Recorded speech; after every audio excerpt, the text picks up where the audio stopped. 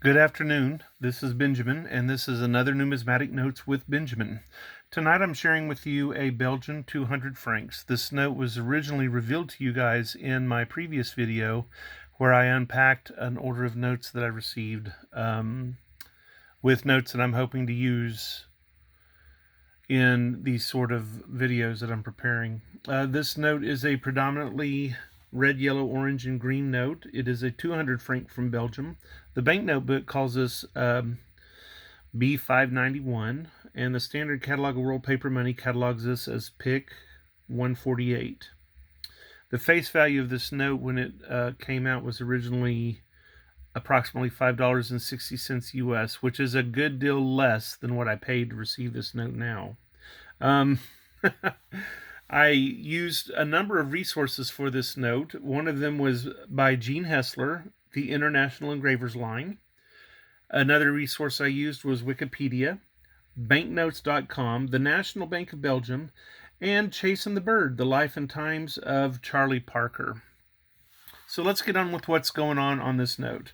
The front of this note was actually designed by Monique Golaire, and it shows Adolphe Sax in a portrait that was engraved by Benoit Gregoire. But you can kind of see in the middle of the note right there his watermark, which consists of his face. And if you look right there, his signature.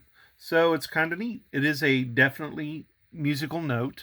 And if you look in the bottom right-hand corner, the offset register on this banknote is actually the mouthpiece of a saxophone.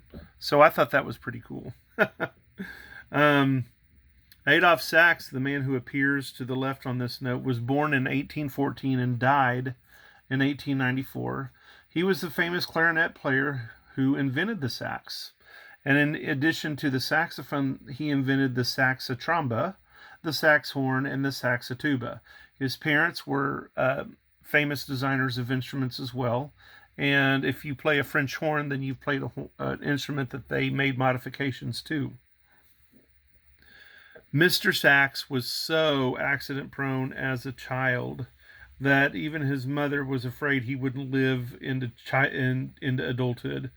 In addition to nearly drowning, he survived 3-story falls, suffocation, gunpowder explosions, poisoning, and he had issues with frying pans. He grew up and survived attempts in his life from competitors for several times. So this was a man who death was not afraid to come up in trouble. And perhaps that was why he was so musical and had such an appreciation for life, because he also appreciated the limits of his life. I don't know. One of his early fans was the musician Hector Berlioz, and he actually wrote some compositions designed to be played on the new instruments that Adolphe had constructed. His saxophone, and you can see it predominantly right here, and the valving there, was patented on the 28th of June in 1846. And the flexible and well-designed instrument helped secure him a job at the Paris Conservatory. But just because he had patents on his instruments did not mean things were easy for Adolphe Sax. His patents were attacked by competing instrument makers, and Sax was often in court defending against or suing for infringement on his patents. Lovely note. Love all the musical aspects of his notes. Let's take a second and let's look at the back of the note now. The back of the note was designed by K. Ponsars, and I'm pretty sure I'm not saying that right, so forgive me. Offhand, I have to remember I'm from Oklahoma, and what you get is what you get. What we see on the back of this note are 3 saxophone players, and this player here and the middle player are supposed to be famous Belgian saxophone players who nobody has named because they never gave permission for their likeness to be on the note. But this third profile right over here on the far left is said to be Charlie Parker, not just by people that knew Charlie Parker, but by people who wrote stories of his life. So we'll get more into that information. in just a little bit. If you look here in the corner of the note, we have a stylized depiction of Dinant, which was Sax's birthplace. And you can see the Collegiate Church of Notre Dame right down here. And up above it on the hillside, you can see the Citadel. You can also see on the left end of this note a windowed security thread with demetallized 200F for 200 francs. The serial numbers are interesting as far as banknotes are concerned because they appear to be MICR or microencoding, which is the way numbers are used by financial institutions, specifically on the bottom of your checks and etc. You don't usually see these digital numbers rendered in this way, and it's kind of neat to see it. Let's get back to the Charlie Parker issue right here. In the book, Chasing the Bird, The Life and Times of Charlie Parker, they talk about how Mr. Parker was honored decades after his death in 1955. He was honored on a postage stamp for the United States. I believe the African nation of Gabon put him on a postage stamp.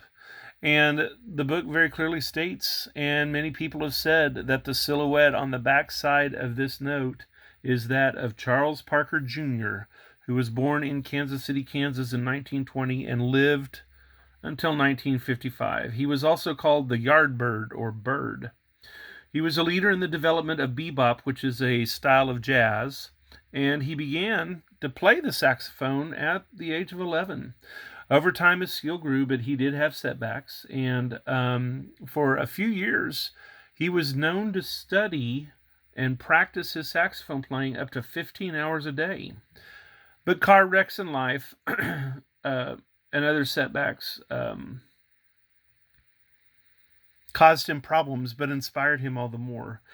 He suffered a severe car wreck that was the reason he was said to have become addicted to opiates. He survived it, but it wasn't easy for him to survive it. In 1939, he moved to New York City. His music innovations were dismissed by old school jazz musicians, and Charlie and his circle of friends called those folks moldy figs. I guess there's worse things to be called than a moldy dried fruit. Unfortunately, that car wreck that he had in his earlier years contributed to pain that he used heroin to try to solve. It did not solve the pain, and it did not solve the effects of the car wreck. And unfortunately, it caused him a great deal of grief and questions of respect as his life proceeded. He became more erratic and was considered to be an unreliable musician. Sometimes he wouldn't show up to a gig, for example.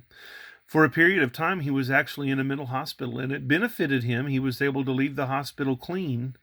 But when you go from a clean situation right back into your old situation, many times your addictions return, and they did.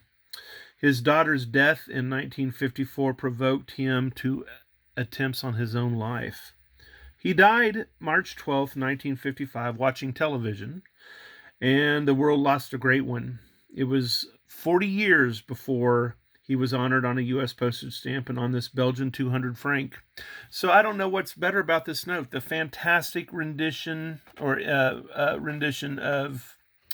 Adolphe Sax on the face of the note and as the watermark and the inventor of this instrument, or the man, Charlie Parker, who took that instrument and turned it into the amazing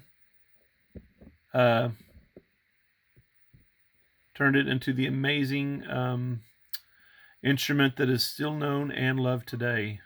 Regardless of whether you see this note as an Adolphe Sax note or as a Charlie Parker note, there is no disputing that musical genius appears on the front and the back of this masterpiece. Please click on the purple circle and subscribe to my channel. Please tell your friends about Numismatic Notes with Benjamin. And if you have any questions, or if you know the names of these other two musicians on the back of this note, please comment, like, and share with me anything else you guys know about this note. I am Benjamin. Have a jewel of a day.